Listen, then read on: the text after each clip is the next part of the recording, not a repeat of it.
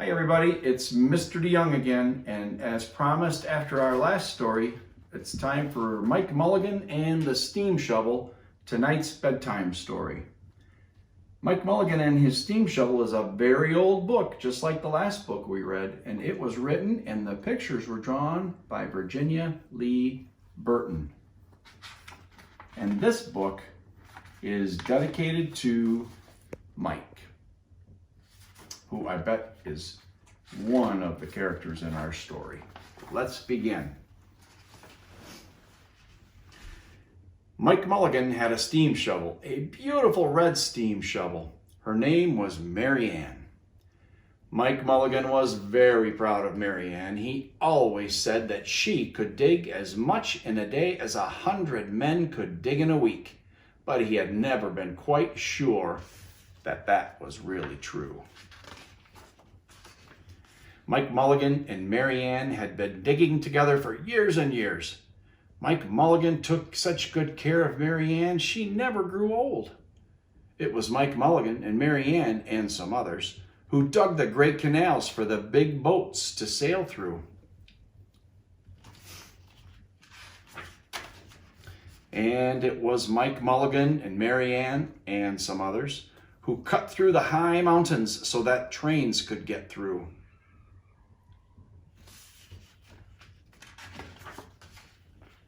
It was Mike Mulligan and Mary Ann and some others who lowered the hills and straightened the curves to make the long highways for the automobiles to drive down the roads on flat surface.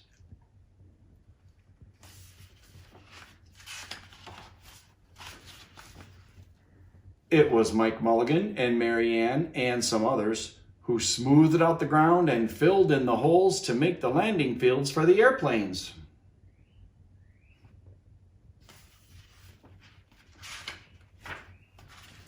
And it was Mike Mulligan and Mary Ann and some others who dug the deep holes for the cellars of the tall skyscrapers in the big cities. When people used to stop and watch them, Mike Mulligan and Mary Ann used to dig a little faster and a little better. The more people stopped, the faster and better they dug. Some days they would keep as many as 37 trucks busy taking away the dirt that they had dug. See, they're getting ready for a big skyscraper to be built where they're digging right now. Then along came the new gasoline shovels and the new electric shovels and the new diesel motor shovels and took all the jobs away from the steam shovels. Mike Mulligan and Mary Ann were very sad. And see that sign right there? It says, "No steam shovels wanted." Shoot, that makes them sad. They wanted to keep working. All the other steam shovels were being sold for junk or left out in old gravel pits to rust and fall apart. Mike loved Mary Ann. He couldn't do that to her. He had taken such good care of her that she could still dig as much in a day as 100 men could dig in a week. At least he thought she could, but he wasn't really quite sure. Everywhere they went, the new gas shovels and the new electric shovels and the new diesel motor shovels had all the jobs. No one wanted Mike Mulligan and Mary Ann anymore. Then one day, Mike read in a newspaper that the town of Popperville was going to build a new town hall.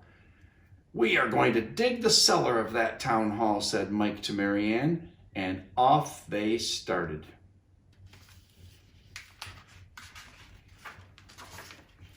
They left the canals and the railroads and the highways and the airports and the big cities where no one wanted them anymore, and they went away out in the country.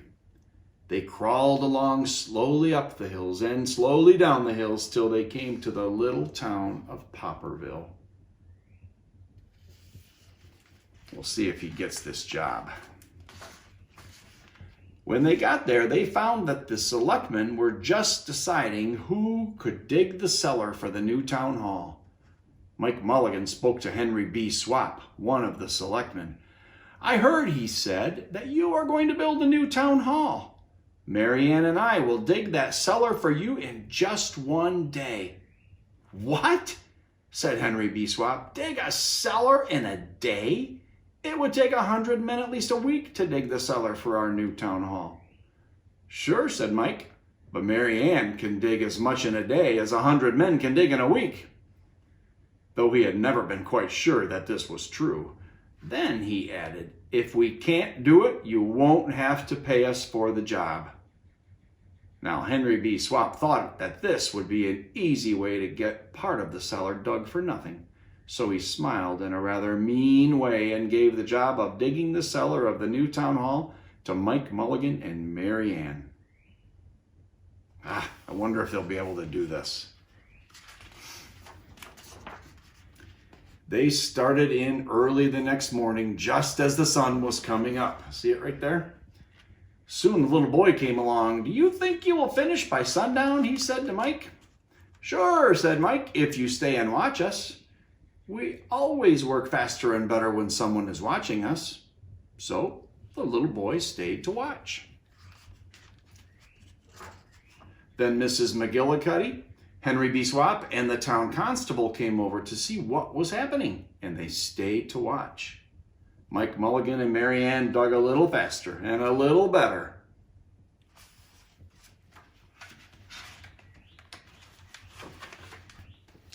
This gave the little boy a good idea. He ran off and told the postman with the morning mail, the telegraph boy on his bicycle, the milkman with his cart and horse, the doctor on his way home, and the farmer and his family coming into town for the day, and they all stayed and stopped to watch. That made Mike Mulligan and Mary Ann dig a little faster and a little better, and they finished the first corner neat and square, but the sun was getting higher in the sky. Clang, clang, clang, the fire department arrived. They had seen the smoke and thought there was a fire. Then the little boy said, why don't you stay and watch? So the fire department of Popperville stayed to watch Mike Mulligan and Mary Ann. When they heard the fire engine, the children in the school across the street couldn't keep their eyes on their lessons.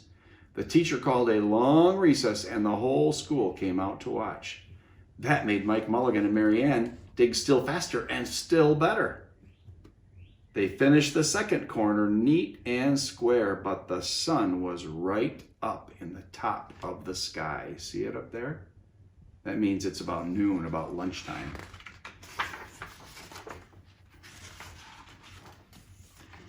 Now the girl who answers the telephone called up the next towns of Bangerville and Popperville and Kipperville and Copperville and told them what was happening in Popperville.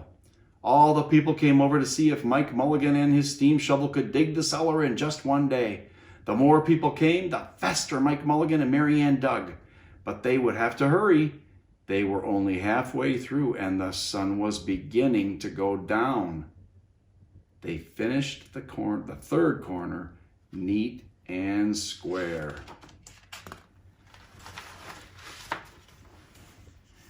Never had Mike Mulligan and Mary Ann had so many people to watch them. Never had they dug so fast and so well. And never had the sun seemed to go down so fast.